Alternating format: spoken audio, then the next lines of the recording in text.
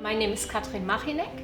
I work as a building historian and architect at the Centre d'Études Alexandrines, which is a French lab for research, and we are connected to the Centre National de la Recherche Français. And I'm working for the French state as a research engineer. The Centre d'Études Alexandrines is interested in the whole history of Alexandria. So we are making excavations, we are diving, we are treating all the material that we find, we do restoration of mosaics and so many objects. And one very important point in our researches is the ancient water system of Alexandria. It's very special. Alexandria has a very special situation because it is on the sea, on the Mediterranean. It's surrounded by water. In fact, Alexandria is like an island, but still the water that is surrounding us is not good for drinking. And the water that people are drinking is the water from the Nile. From the very ancient time, they already built a canal that brought the water from the Nile to the city. Next problem was the water needed to be stored. This is why from the Greek time, people started to construct cisterns. What is a cistern? It is a very big underground water tank. And we can say that Alexandria is almost like a Swiss cheese. It has a lot of holes, and whenever you start to dig somewhere or the asphalt is opening, you can be sure you will be on top of a cistern, or you might even be falling into a cistern. They had a very ingenious system to make these big tanks solid. So they needed to find a system that allows them to have a very big space that will still not collapse and will be able to contain all the water. The pillars help the whole space to be solid and flexible at the same time.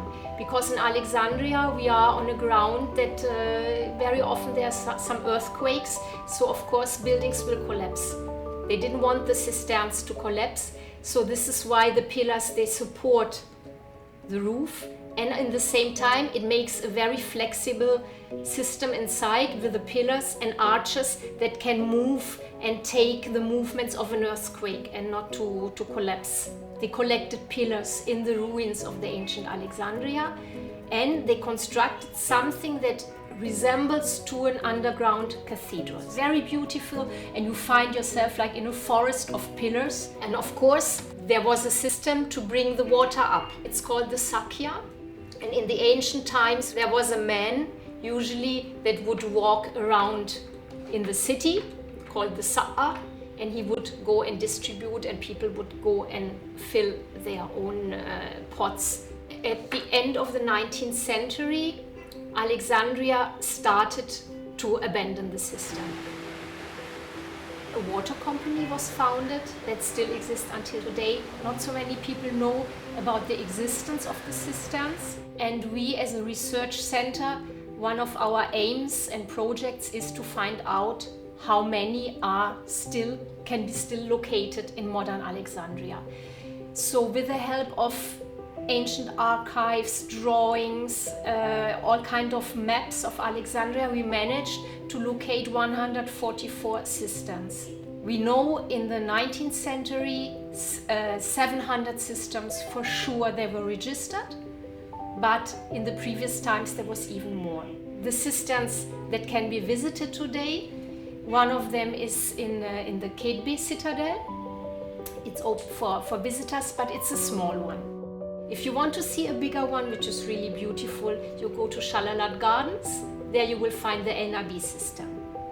You cannot really enter, but there's a window and you can have a look inside. Another cistern that was used beautifully, restored, is in Evangelismus Church, which is the cistern underneath the church, and they transformed it in a very beautiful museum. In the Second World War, some cisterns in Alexandria were converted into Airride shelters. There's one it's called Ibn Battuta. It's in the district of Comenadura, and it can be visited also. We archaeologists and building historians are very interested in the whole story of the cisterns because on one hand it gives us this appreciation of how important water is. It's a very precious thing, And we have the tendency of wasting. And this is why when we look back at the story of old cities, and here we learn a lot about the daily habits of the people, about how they conceive things differently than we do. So it's connecting us also to the people from the past. And I think it's teaching us something also how to live in the present.